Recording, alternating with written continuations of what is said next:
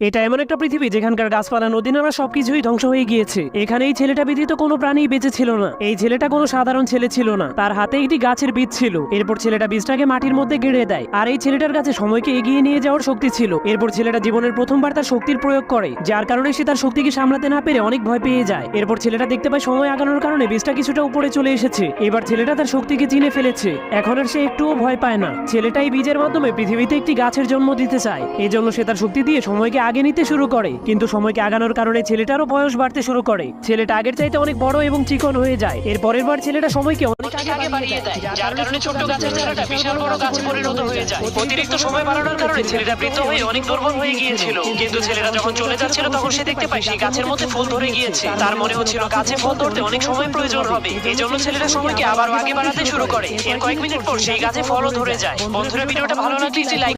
এটা এমন একটা পৃথিবী যেখানকার গাছপালা নদী নালা সবকিছুই ধ্বংস